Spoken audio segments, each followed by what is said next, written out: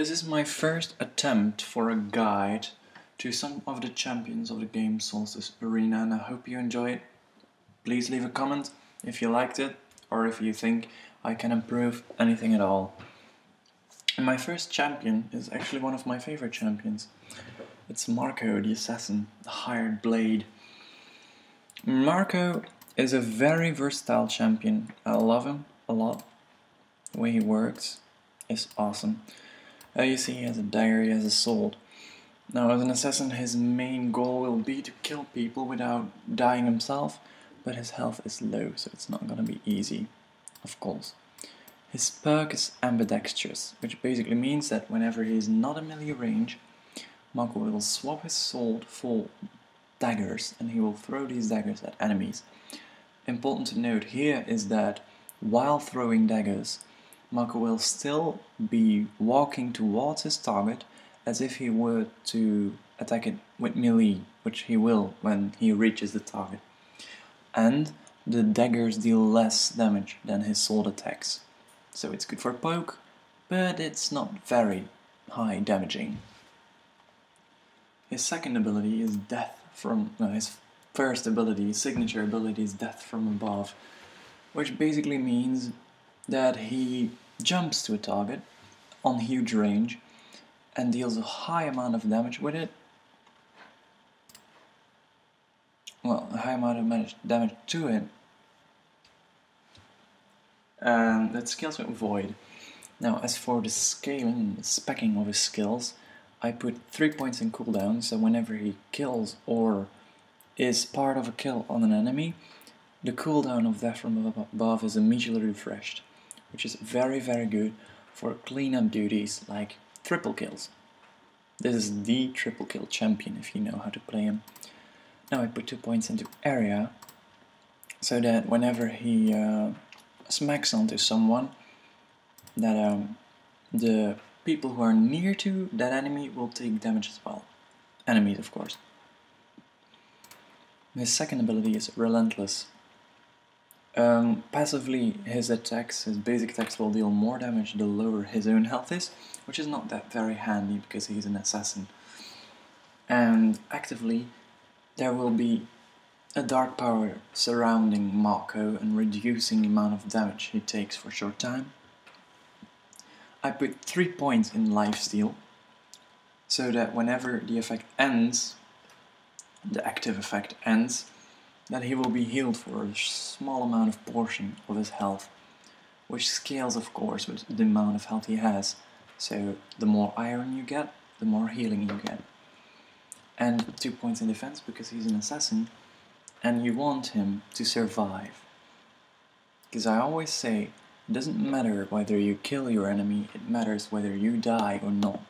You can kill your enemy once and die 6 times, or you can kill your enemy never and die and not die as well, which is way better. Plague Dagger is his Q.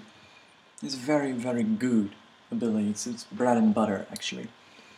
He throws a dagger to a target. It's a targeted ability, so no skill shots here. He throws an infected dagger at the enemy hero, causing a high amount of damage over time. At the end of the time, the plague will jump to another nearby enemy. This damage scales with Void. Now, I put 3 points into distance, as then whenever the plague jumps, the distance that it can jump in is very high, so that it almost forces the enemy to split up to not get the plague.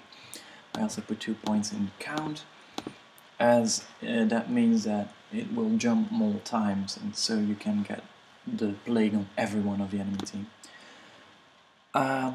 The interesting here is that damage is actually viable to use, but I prefer not to.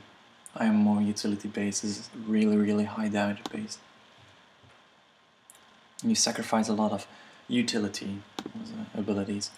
Now as for the skins, Marco has some awesome sweet skins. Let's see. So this is the basic skin. Cape, sword, spurs, basically what an assassin needs. Whenever you get him to level 15, you get this skin, the big head. And on condition that you own the skin, so you bought it. which is good, I think. I don't like it that much. You have Chef Marco, one of my friend's favorite skins. He's ready to slice some chicken. Desert Marco. I don't like it that much. Yeah, I see some people use it, but I don't think it's that special. Half-Orch Marco. That looks quite taunting, actually. It's okay, and it's my favorite. I own it as well. Home Run Marco. Just because whenever he throws his daggers to enemies, it's actually balls. And of course, smacking people in the head with a bat is always fun. Also, when he uses his signature ability, you can hear the crack of the bat landing on their head. Lastly, it's Ninja Marco. A very, very sweet skin. Well, yeah, you have a katana, you have shuriken. So yeah, I like this skin. I don't own it, but I like it. Okay, now let's use this skin and play a little game against bots. So I can explain you what to build on him and what not. Now here we already see a very interesting thing. Namely, Lizeth has an ability which causes snares, and Yoshimi has two abilities which causes a knock-up. But I'm gonna guess... yeah, in this case, Lizeth's abilities don't deal anything. I'm still gonna go for the clinching vines, guys. The reason therefore is that I want to be able to move through the water without much trouble.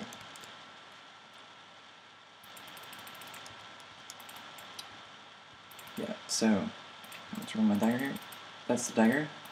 The purple buff you see around them is basically, well, the DOT you use. It's spreading, as you see. Now I'm throwing daggers. You see I'm running towards them.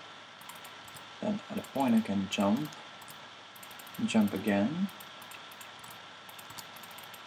Triple kill.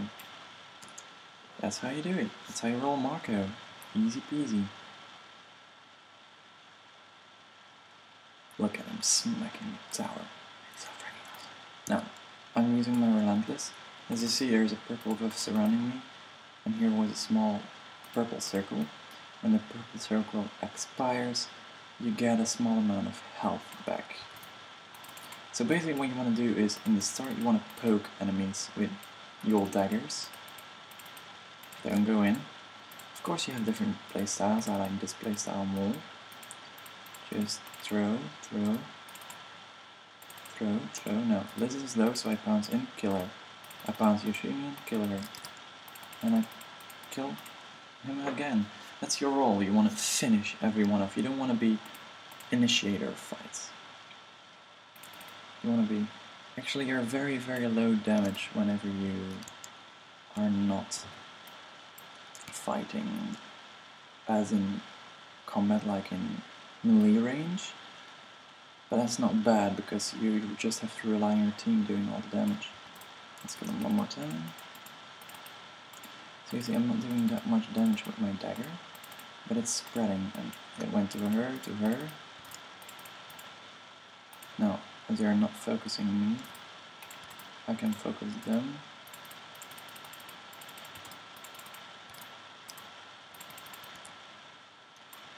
And that's how you go. Just kill.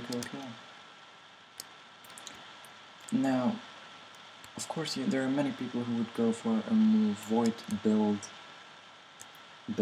on Marco just to enhance his abilities, but I really check to what CC, crowd control, the enemy has, and then build towards that. So I see now I really need some snare against lizard, anti-snare against lizard, so I built that. Now as this is green, mainly green, 540, I go with Snapdragon to slow, which is always pretty handy, and boots. I want to rush boots actually. The most commonly build is first belt, then boots, then dagger. Look, now I can move freely through water, which will help me in my poke game.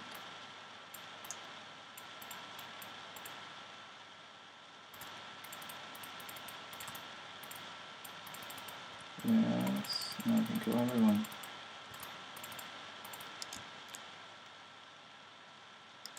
then gets triple. So what I should have done right now is, instead of buying my Snapdragon, I should have bought a Thistle.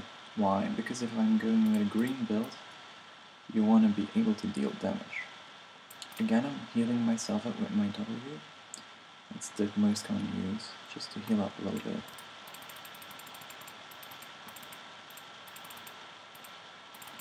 See, I'm staying outside of the battle, poking down my enemies. Now, in a real fight, not against boss, you will probably be way more focused, so your positioning is really key in being able to survive. Oh, she's running away, I'm not going in, I'm going. Again, using my W, what is set in my case, Z to heal up.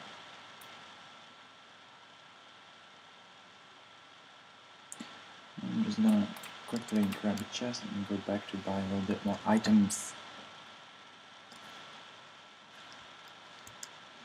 This is what I call the green build. When basically what you do is you enhance your basic attacks more than your abilities. It works on quite a few champions, the green build. Works on Helios as well.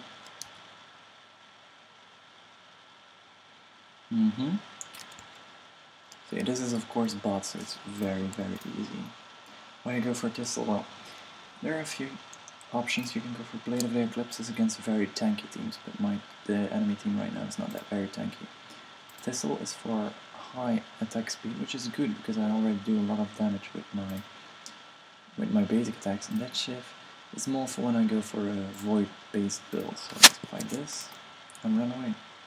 Now you will see a high increase of attack speed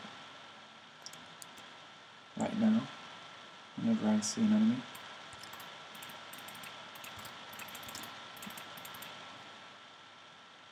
See? Also I deal high amounts of damage. Triple kill. No? Oh, Jericho's still one kill. Now as for other options, you can go for a yellow armor or armor of the mortal, like this one. Or you can go for Nether Beast, which basically steals health. Which is good, but very situational because it leaves you very, very squishy. So whenever you buy the Nether Beast, you want to make sure that the enemy does not have a lot of hard CC.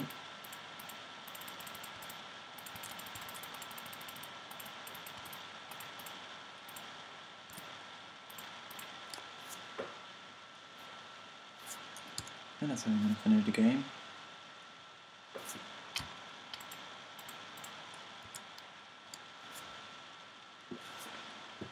So yeah, basically what you saw me doing here is dodging. Dodging is a lot of a very good option. As Marco, you really want to know the abilities of your enemies. Their cooldowns as well, especially what they do, it's very important to know. Why did I go for the Steel Stompers instead of, let's say, Fallen Threshers or the Void Boots? Because I like the iron. It gives you a little bit more survivability as an assassin, it's pretty important. Anyway guys, thank you for watching this, and I hope that you like this, and I hope to hear from you soon.